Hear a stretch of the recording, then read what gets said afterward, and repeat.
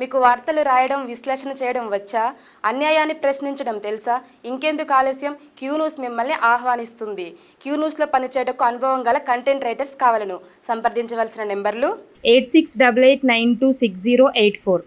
ఇక బీసీ సమరం ఎన్నేళ్ళ వివక్షత, కులగణన జరగాల్సిందే, ఏకమవుతున్న లీడర్లు, మేధావులు, చట్టసభల్లో బీసీలకు తీరని అన్యాయం, సీట్ల పంపకాలను హ్యాండ్ ఇచ్చిన పొలిటికల్ పార్టీలు, కులగణన జరిగితేనే బీసీల అభివృద్ధి, అడుక్కునే స్థాయి నుంచి శాసించే స్థాయికి రావాలి అని చెప్పేసి ఒక వార్త కనిపిస్తూ ఉంది.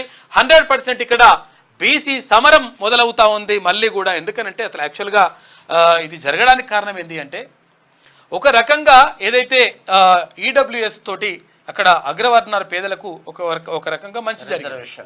తర్వాత కింది స్థాయిలో ఉన్నటువంటి పాపం అంటే ఎవరైతే ఎస్సీ ఎస్టీ బిడ్డలు ఉన్నారో వాళ్ళకు కూడా వాళ్ళకు సరిపడు రిజర్వేషన్లు వాళ్ళకు అందుతా ఉన్నాయి. ఇక నష్టపోతుంది నడుమున్నోడు, నడుమ నాశనం అవుతుందో అంటే ఇక బీసీలే. వీడు ఎటు కాకుండా అయిపోయినాడు, బ్యాక్వర్డ్ క్లాస్ అంట. ఫస్ట్ ఇక అన్నలే పెట్టేసిండు బ్యాక్వర్డ్ క్లాస్ అంటే నువ్వు వెనకబడినోనివి రా అని చెప్పేసి వాళ్ళకి వెనక నెట్టేస్తూ ఉన్నారు. కనీసం మరి ఎవడన్నా లీడర్ లైన్ వాళ్ళు కూడా ఎవరన్నా మాట్లాడతారా అంటే వాళ్ళు కూడా మాట్లాడరు. పోయి సార్ కాలు మొక్తా, సార్ దండం పెడతా, సార్ ఇట్లా అని చెప్పేసి డైలు కొట్టే బ్యాచ్లు తయారైనవి. కాబట్టి కులం తర్వాత అయితే విషయం ఏంటంటే బీసీలకు నిజంగా కూడా ఎవరైతే మేమెంతో మాకంత అనేటువంటి నినాదం గతం నుంచి వస్తూ ఉంది.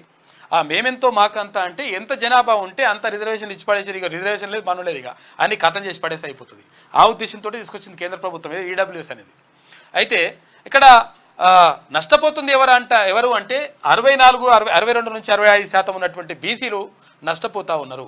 కాబట్టి బీసీలకు 100% మంచి జరగాల్సిన అవసరం ఉన్నది. వీళ్ళు బీసీల జనాభా ఎక్కువ. నిజంగా ఒకవేళ 64% ఉన్నారంటే వాళ్ళు ఓట్లు వేసుకున్నా కానీ ఒకవేళ శరం తప్పి సిగ్గుశరం ఏమన్నా మంచిగా తెచ్చుకొని, ఎందుకంటే కోపం వస్తూ ఉంది, బాధ అనిపిస్తూ ఉంది. నిర్ణయాలు తీసుకునేటువంటి పరిస్థితుల్లో లేకుండా అయిపోయినారు బీసీలు. కాబట్టి మరి నిర్ణయాలు తీసుకునేటువంటి పరిస్థితుల్లో ఉండాలంటే 100% మీకు మీరు ఓట్లు వేసుకోండి. ఎందుకంటే లేకపోతే ఎవడు కూడా మీ గురించి ఆలోచించే పరిస్థితి లేదు, మరి ఉండదు. ఎందుకంటే మీరు అధికారంలో లేనంత కాలం. అంటే ఒక ఫిలాసఫర్ చెప్తాడు, అడవి చరిత్రను సింహం రాయాలి, అడవి చరిత్రను సింహం రాయాలి, లేకపోతే అడవిలో ఉన్నటువంటి జంతువులు రాసుకోవాలి. అడవి చరిత్రను వేటగాడు రాస్తే వేటగాడు రాసిందే చరిత్ర అయి కూర్చుంటుంది. కాబట్టి నీ చరిత్రను నువ్వు రాసుకో, నీ గురించి నువ్వు ఆలోచించు. నీ గురించి నువ్వు ఆలోచించకపోతే ఎవరు తెచ్చిపెట్టాడు రా బాబు. కాబట్టి దయచేసి దీనిపైన ఆలోచించాల్సిన అవసరం ఉన్నది 100%. అట్లా అని చెప్పేసి వాళ్ళని చూసి మనం బుద్ధి తెచ్చుకోవాలి మీరు. ఎందుకంటే వాళ్ళు గొప్పగా వాళ్ళు సంఘటితం అవుతున్నారు. ఎవరైతే మీరు అనుకుంటారో ముందు స్థాయిలో ఉన్నారు, మంచి పరిస్థితిలో ఉన్నారంటే వాళ్ళు సంఘటితం అవుతున్నారు. వాళ్ళని చూసి నేర్చుకోండి. వాళ్ళని మనం విమర్శించడం కాదు, విమర్శించడం అసలే వద్దు. కాకపోతే ఏంటంటే వాళ్ళని చూసి సోయి తెచ్చుకోవాలి, వాళ్ళని చూసి నేర్చుకోవాలి. వాళ్ళు సంఘటితం అవుతున్నారు, వాళ్ళు బలంగా తయారవుతున్నారు. కాబట్టి వాళ్ళని చూసి నేర్చుకోండి. మీరు బీసీలు మరి సిగ్గుచర్యం తెచ్చుకుంటే మంచిగా ఉంటుంది. కేసు పెడితే కూడా కేసు పెట్టుకోండి, ఏం కాదు. నాకు సోమాజిగూడలో 11 గంటలకు బీసీ మేధావుల సిగ్గుచర్యం లేకపోతే సపడే అట్లనే కూర్చోరు. చీమనెత్తురు చచ్చిపోతే సపడే కూర్చోరి.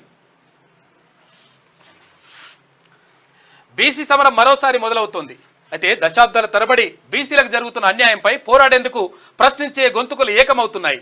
జనాభా పరంగా టాప్లో ఉన్నప్పటికీ రాజకీయ, సామాజిక, ఆర్థిక రంగాల్లో బీసీలు ఊహించని స్థాయిలో వెనుకబడిపోయారు. అందుకోసం బీసీలకు తగినన్ని అవకాశాలు లేకపోవడం ఒక కారణమైతే అగ్రకులాలు అణగదొక్కడం మరో ఎత్తు అని చెప్పాలి. అభివృద్ధికి ప్రధాన అవకాశంగా చెప్పుకునే చట్టసభల్లో బీసీలకు తగిన ప్రాధాన్యత దక్కపోవడం వల్లే బీసీ సమాజం వెనుకబడుకు కారణం. అయితే ఏ ఎండకు ఆ గొడుగు పట్టే రాజకీయ పార్టీలు సైతం బీసీలను ఓటు బ్యాంకుగా చూస్తున్నారే తప్ప చిత్తశుద్ధితో వారి అభివృద్ధికి బాటలు వేసే పరిస్థితి కనిపించడం లేదు. ఇక తెలంగాణతో పాటు దేశ రాజకీయాల్లోని అన్ని పొలిటికల్ పార్టీల పరిస్థితి దాదాపు అంతే. అయితే ఈ క్రమంలోనే బీసీల్లోని మేధావులు, కొంతమంది లీడర్లు బీసీల సమరం పూరించేందుకు రెడీ అయ్యారు. అందులో భాగంగానే ఆదివారం ఇవాళ బీసీ రౌండ్ టేబుల్ సమావేశాన్ని హైదరాబాద్లోని ఇక్కడ సోమాజిగూడ ప్రెస్ క్లబ్లో నిర్వహించాలని చెప్పేసి వాళ్ళు భావిస్తూ ఉన్నారు. కాబట్టి మేధావులు తరలిరండి. తర్వాత ఎవరైతే బీసీలు మంచిగా ఉండాలని చెప్పేసి అనుకుంటారో వాళ్ళందరూ కూడా తరలిరండి. ఒకసారి చర్చించండి, ఎట్ట చేస్తే బాగుంటుంది, ఏం కథ బాగుంటుంది. సోయి తెచ్చుకొని వాళ్ళని చూసి విమర్శించడము, వాళ్ళని తిట్టడం కాదు. ఎవరిని కూడా తిట్టొద్దు. ఎందుకంటే వాళ్ళు గొప్పగా ఎదుగుతున్నారు, వాళ్ళు ఎదగడం మనం సంతోషించాలి. కాకపోతే వాళ్ళని చూసి నేర్చుకోవాలి. నేర్చుకోకపోతే పీక్తారు అట్లనే. క్యూ న్యూస్లో పనిచేయటకు సీనియర్ వీడియో ఎడిటర్స్ కావాలను. సంప్రదించవలసిన నెంబర్లు 8688926084.